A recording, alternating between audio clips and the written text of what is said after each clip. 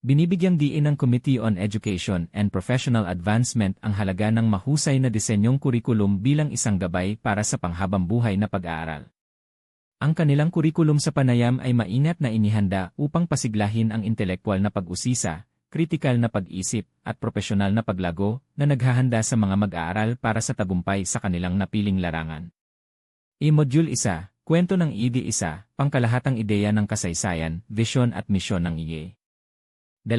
Kahalagahan ng tungkulin ng IE sa pagtataguyod ng pagkakaisa at pagtutulungan ng mga kasapi.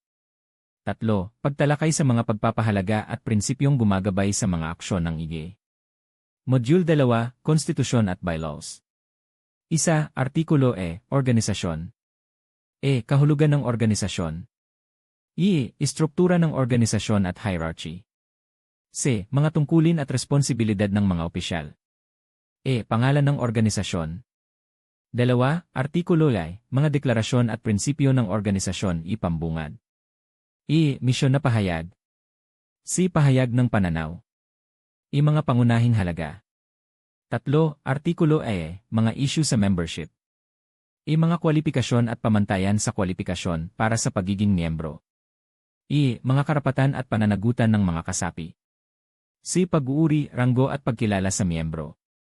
E. Ang mga pag-uuri at kategorya ng mga miyembro. I. Magandang moral at tamang pag-ugali ng miyembro. E. Kahalagahan ng panunumpa ng katapatan. 4. Artikulo Y.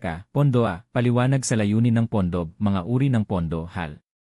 Pangkalahatang pondo, mga espesyal na pondo, C. Paano inilalaan at ginagamit ang mga pondo. Module 3, Mga batayan ng pag-unawa.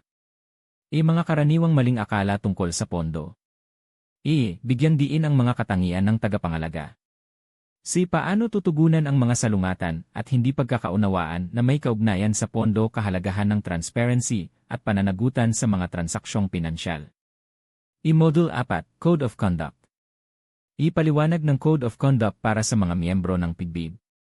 Inaasahang pag-ugali at ugali para sa mga miyembro, mga kahihinatnan sa paglabag sa Code of Conduct. E. Module 5, Memorandum, mga tagubilin, resolusyon, at iba pang pamamaraan at patakaran. E. Pangkalahatang ideya ng mga naugnay na dokumento at patakaran. E. Paano ma-access at maunawaan ang mga dokumentong ito? C. Kahalagahan ng pagsunod sa mga patakaran at pamamaraan.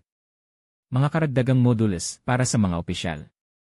1. Module 6, Robert's Rule on Parliamentary. 2. Module 7, Pamamahala ng oras at mga pamamaraan sa pagprioridad. 3. Module 8, The Guardian's Prayer and Guardian's Song.